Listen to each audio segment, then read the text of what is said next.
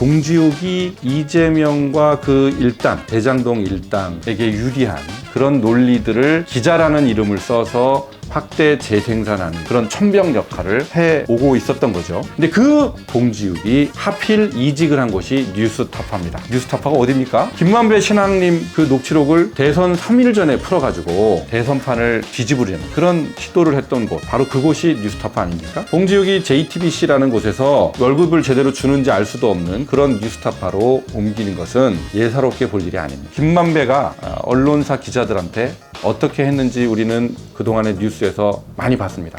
한겨레 신문 기자한테는 9억을 줬다. 한국일보 또 중앙일보 기자한테도 억대의 돈을 줬다가 그 기자들 줄줄이 옷을 벗게 했죠. 김만배는 그렇게 또 신앙님한테도 1억 6,500을 줬다라고 또 밝혀졌습니다. 봉지욱과 김만배 간에 금전 거래가 있었는지 없었는지를 확인을 해야 될 굉장히 중요한 이유가 됩니다.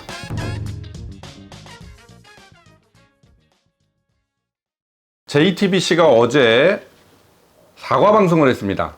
JTBC가 그 사과를 한 이유는 2022년 2월 JTBC 뉴스 보도에서 봉지욱 기자가 한 보도 때문에 사과를 했는데요. 그 뉴스 보도는 이런 거였습니다. 남욱 변호사가 검찰에서 진술을 한 내용인데 그 내용이 부산저축은행의 사건의 주인 검사가 그 부산저축은행 브로커인 조우용한테 커피를 타줬다라는 내용을 남욱이 들었다라면서 검찰에 진술했다라고 보도를 했고요. 근데 그 주인 검사가 윤석열 당시 중수 이과장이었다. 중수부의 이과장이었다라면서 보도를 한 겁니다. 그런데 JTBC가 이 보도가 왜곡 보도였다라고 인정을 한 겁니다. 알고 보니까 그 브로커인 조우영이 그 기자 봉지욱 기자한테 그때 담당 검사는 윤석열이 아니고 조우영은 윤석열을 한 번도 만나본 적이 없다라고 수차례 얘기를 했는데 봉지욱이 그 부분을 쏙 빼고 오히려 거꾸로 윤석열 검사한테 검사를 만났는데 커피까지 타줬다 이렇게 보도를 한 겁니다. 그 보도가 이제 대장동의 몸통이 이재명이다라는 프레임이 만들어졌었는데 이것을 그 몸통이 윤석열이다라면서 대대적인 민주당의 반격을 하게 된 그 신호탄이 된 기사였던 겁니다. 봉지욱은 그 이후에 JTBC에서 근무하다가 작년 10월에 뉴스타파로 이직을 했습니다. 그리고 그 다음에 이제 대장동 전문가다라고 하면서 여기저기 방송에 출연하면서 방송을 하고 있는데 그 여기저기라는 게 사실은 대부분 모든 방송이 아니고 MBC의 그 뉴스 하이킥 또는 YTN 또는 김어준 이렇게 친민주당 성향의 방송 프로그램에만 주로 나가서 얘기를 대장동 전문가다라면서 얘기를 하고 있습니다. 올 2월에 YTN에도 출연해서 또 방송을 했는데 그 내용을 정리를 해보면 이렇습니다. 대장동 사건을 이렇게 정리합니다. 봉지욱은 대장동 사건은 검찰과 언론이 유착한 법조 비리다. 대장동 사건이 갑자기 법조 비리다. 이렇게 돌변을 합니다. 대장동 사건은 그 주범이 이재명과 성남시를 무대로 해서 이재명과 그 일당이 벌인 지방 토착 비리다라는 것이 대부분의 언론과 또 한동훈 법무부장도 그리고 검찰총장도 그렇게 얘기를 했죠. 그런데 이 사건에 대해서 검찰과 언론이 유착한 법조비리다라고 정의를 합니다. 이재명과 성남시 이 부분을 쏙 빼버린 겁니다.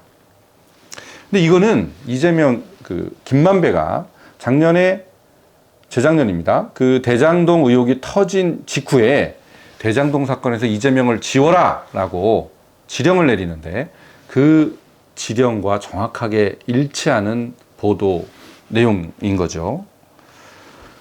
그리고 또 두 번째로는 이런 얘기도 합니다. 대장동의 그분이 누구냐? 이게 또 굉장히 큰 이슈 포인트입니다. 이거는 이제 정영학 회계사의 그 녹취록에 김만배가 남욱 변호사 등에게 이렇게 얘기를 했다는 부분이 있다는 거죠.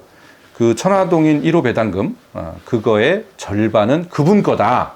너희들도 잘 알지 않느냐? 이렇게 이제 김만배가 얘기를 한 부분에서 그분이 누구냐?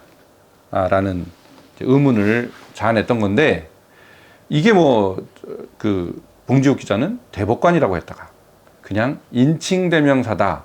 이렇게 좀 이상한 결론을 내립니다. 결국은 이재명이 아니다. 이 얘기를 하고 싶은 거죠. 여기서도 그분에서도 누가 봐도 그 김만배가 말이죠. 유동규가 자기보다 4살 어린데 유동규한테 그분이다. 이렇게 얘기하는 것도 상식에 맞지 않기 때문에 결국은 그분이 이재명이 아닌가라는 그런 심증이 상당히 많은데 거기서도 이재명이 아니다. 라고 또 쉴드를 친 겁니다. 세 번째로, 봉지욱은 대장동 사건과 관련해서 5,500억 환수 얘기를 굉장히 강조합니다. 5,500억을 환수했으므로 배임죄가 될 수 없다라는 얘기를 방송에서 강조합니다. 이거는 이재명이 검찰과 언론에 대다 대고 단군 이래 최대 공익사업이다라고 얘기를 하는 것하고 또 정확하게 일치합니다.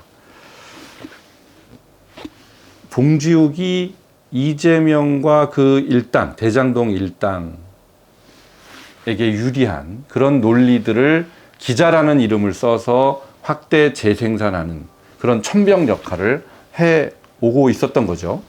근데 그 봉지욱이 하필 이직을 한 곳이 뉴스타파입니다. 뉴스타파가 어디입니까? 김만배 신앙님 그 녹취록을 대선 3일 전에 풀어가지고 대선판을 뒤집으려는 그런 시도를 했던 곳. 그러다가 이제 며칠 전에 사과를 했죠. 바로 그곳이 뉴스타파 아닙니까? 봉지욱이 JTBC라는 곳에서 월급을 제대로 주는지 알 수도 없는 그런 뉴스타파로 옮기는 것은 예사롭게 볼 일이 아닙니다.